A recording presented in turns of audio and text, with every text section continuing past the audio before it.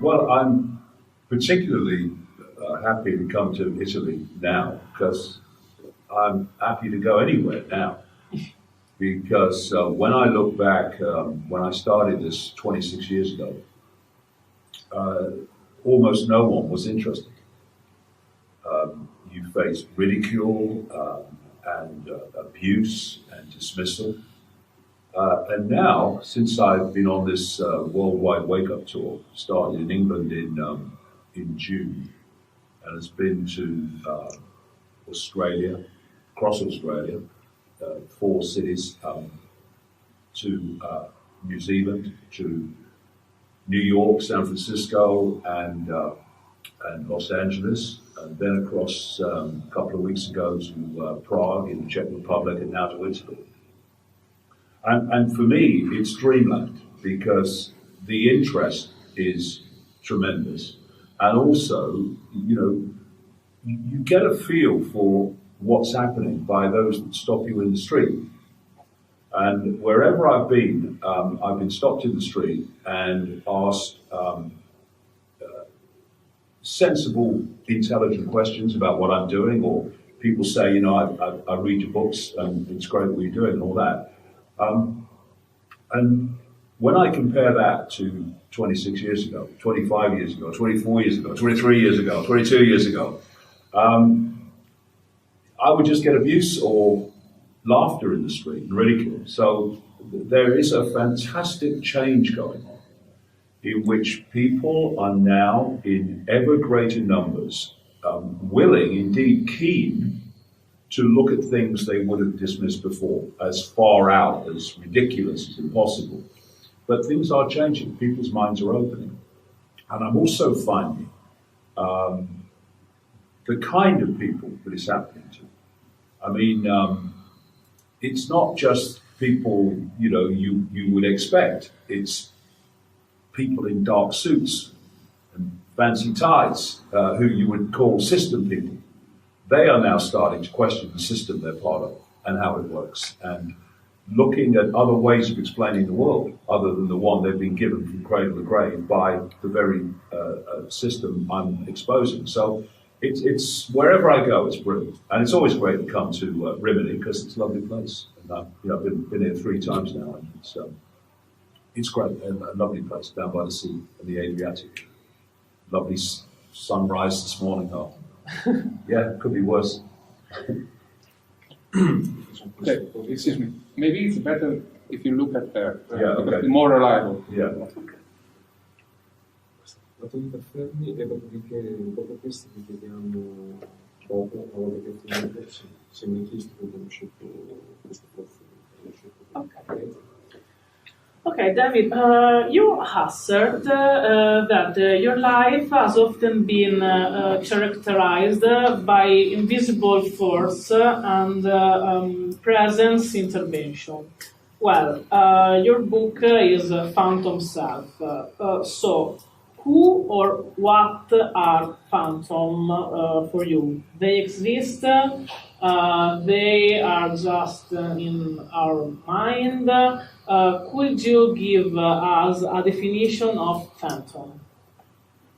Well, the use of the word phantom in the new book, Phantom Self, is the illusory self. The self that people believe they are when they're not. Because of the way we are programmed from birth to death to believe in a certain view of reality, people self-identify with their name, their race, their country, their religion, their income bracket, and all these labels that we give ourselves, like I am our label, or whatever it may be. What I'm pointing out, and not just an opinion with lots of evidence, increasing amounts of evidence to back it up, is that we, in our base form, in our eternal form, in our infinite form, are simply awareness. a state of being aware. So I'm looking at you now, and what is the I that's looking at you now? What is it? Is it my body? Well, no, it clearly isn't, because the body doesn't generate consciousness. It processes consciousness, as increasingly is being realized and is obvious anyway. The brain is not where consciousness comes from. It is a processor of information and a processor of consciousness, which is another form of information. So when you have these millions and millions of stories now from what are called near-death experiences, where they leave the body because the body dies temporarily and then is brought back to life.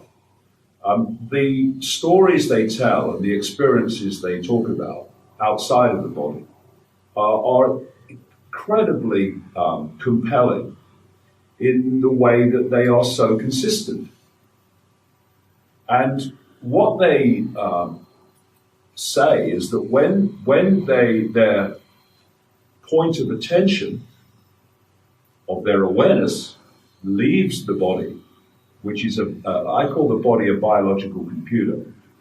It focuses attention and therefore perception into a tiny, tiny band of frequency called visible light, which is the only frequency band that we can see, or I would say decode into this reality we think we're experiencing. And it's so tiny, it's laughable. You know, mainstream science says the electromagnetic spectrum is 0.005% of what exists in this universe. Visible light is a fraction, a tiny fraction of the 0.005%. We can hardly see anything. So what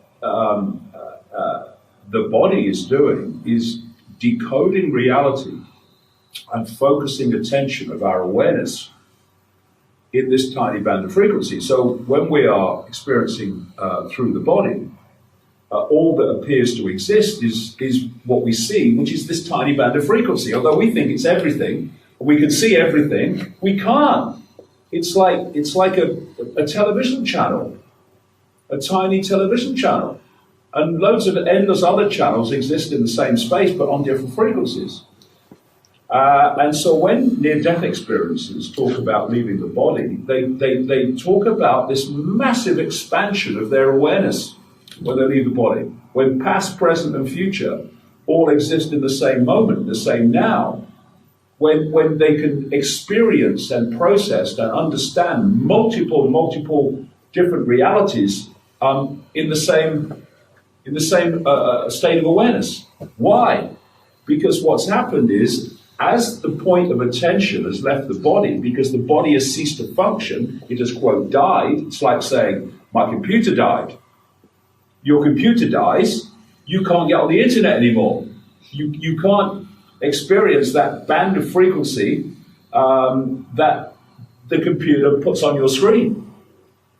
And then, oh, my computer's back. Oh, God, the electricity's come back. Oh, look, there's the internet again. This is a near-death experience.